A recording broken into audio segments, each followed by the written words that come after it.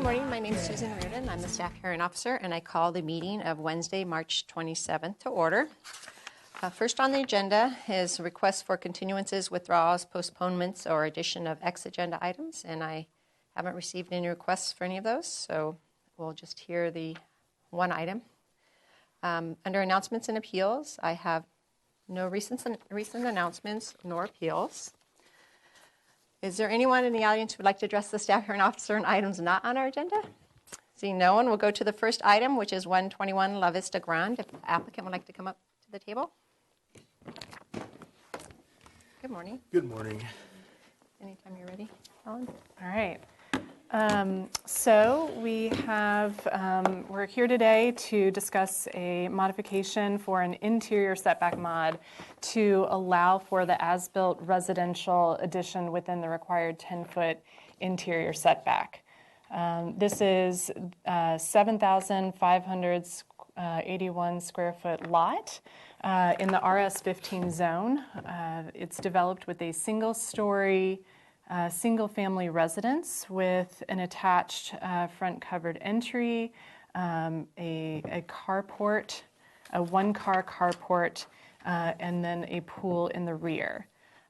In terms of the proposed project, the applicant is seeking to permit an as-built addition, residential addition, and to abate violations associated with enforcement case ENF 2018-00847. Which the as-built additions are highlighted here in blue for in the rear for a master bedroom and bathroom, additional patio, and then the conversion of a carport to a garage. So this project is exempt from design review by the Single Family Design Review Board. It is ultimately, here we are. So the original residence, as permitted, was kind of permitted in a U shape. The additional violations in the zoning enforcement case call out other items that are also to be permitted under this permit, which includes the as-built laundry hookups in the hallway closet, skylights, and window and door changes, as well as the as-built air conditioning unit and PEX lines for the entire residence. And all of that is under this permit. So the one thing that I wanted to clarify is that the findings have been revised to state that what we're looking at today is a 22-foot and 2-inch addition, encroachment into the interior setback.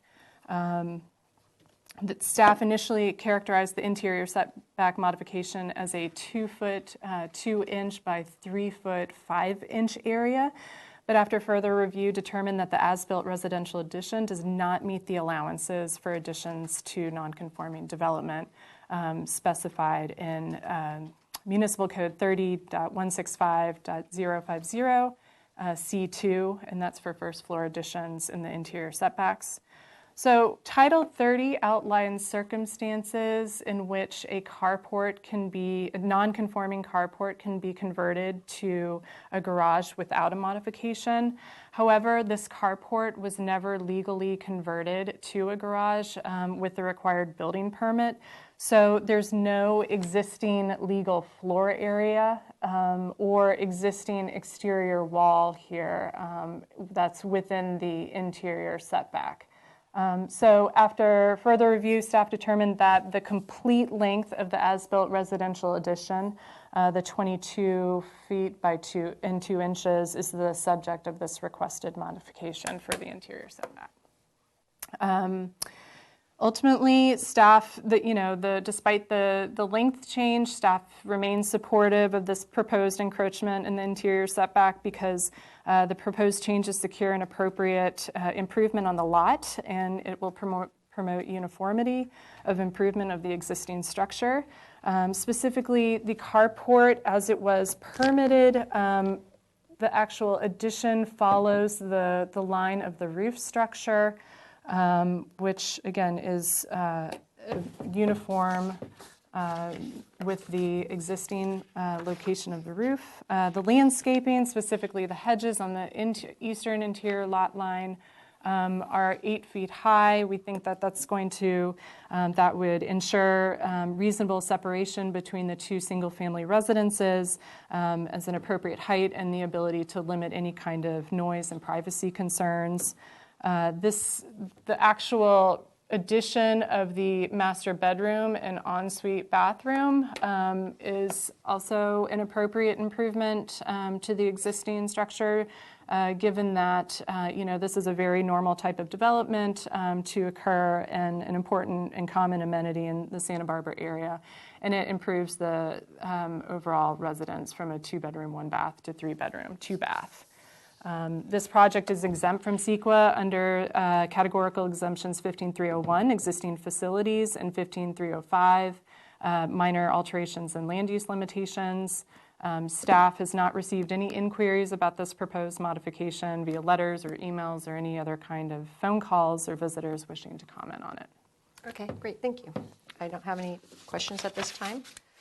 Would you like to state your name for the record and provide additional comments? Sure. Good morning. I'm Jarrett Gorin from Vanguard Planning. We represent the property owner here, Stephen and Kat Hill.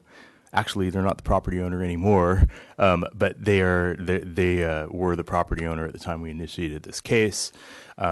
So first off, I agree with the city's revised rationale for this. It makes sense.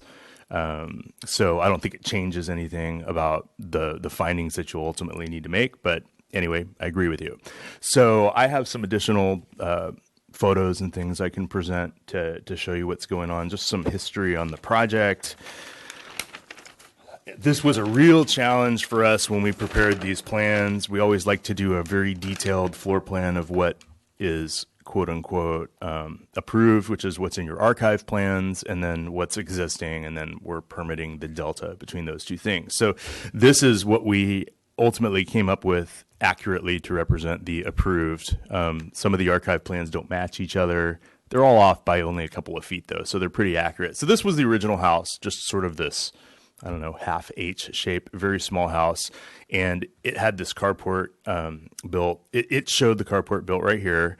And that's what we're considering our baseline for this project for the abatement. My client, when I first met with him, actually provided this, which is interesting. This is flood control topo. They go over every few years and overfly everything, and they pick up building footprints and general topography. And that's our lot. And this is in, I think, 1965 or something. And that's this footprint back in 1965. Now, I never say, oh, something's been there a long time. That's justification.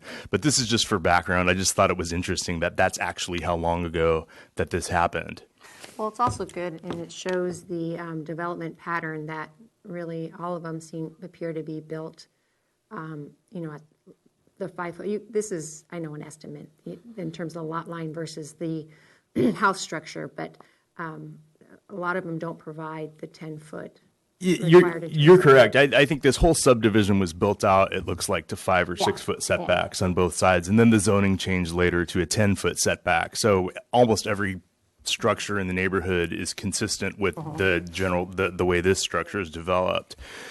So I brought some photos in. These were in our application. This is a panoramic photo with our property in the center of it. This is the edge. This right here would be this corner. I mean, it's hard to see things in this photo because most of these properties have hedges and things. This is just the other side of the street. I don't know how important that is, but it was part of our application. And then we've got a bunch of photos of the site. So this photo here, this is standing here looking this way towards this gate.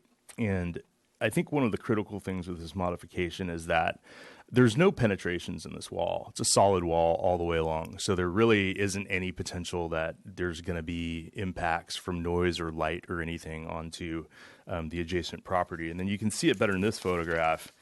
Beyond that, there's this hedge that Ellen mentioned. So it's about an 8-foot hedge. It's a thick hedge. Here's just another view down this same elevation, looking from this gate backwards. And I think that's about it. I got a couple other photos here, but they don't really show anything additional to that. I think as staff said, it's an appropriate improvement to a lot. This was a very small house, substandard to modern standards. This bedroom addition just increases the utility of the house. It's still way under floor area ratio, even with this added square footage. These portions of the addition are out. They wouldn't require a modification on their own. So really, it's just this area here. And the way it was built out, fortunately, I think makes it easy to determine it to not have impacts on the neighbors, and that it's an appropriate improvement on a lot. And that's the additional information I have, and I can answer any other questions that you might have. Okay, great. Thank you. I don't have any right now. I'll open the public hearing. Seeing no one in the audience. Heidi, have we received any recent emails? No? Okay, I'll close the public hearing. I did go to the site and looked at the site, looked at the surrounding neighborhood. And, in regards to the actual property itself, not only is it non-conforming to the setbacks, but also to lot size, right? It's RS 15, so 15,000 minimum, and it's what, 7,000? Did I read? 75, yeah, like 7581. So it's also undersized. So it has many constraints in terms of its size with the larger setbacks, and also, as I said, with the down zoning that occurred, that increased the setbacks. And actually the purpose of that down zoning in the 70s was for reducing density, not increasing setbacks. So it was an unintended consequence of a blanket approach to the area. So especially in the Riviera area, we run into this quite a bit, as you know, that there's these larger setbacks on properties that were built long ago. So in terms of the request, I agree with staff's revised analysis, and even the analysis partly in the staff report regarding the appropriateness of the improvement, and how even though this addition encroaches about 4 feet into the required setback, there is no openings. It still provides more than 6 feet, which is pretty standard in the E3 zones or the ERS 7.5 zone. You start new zoning.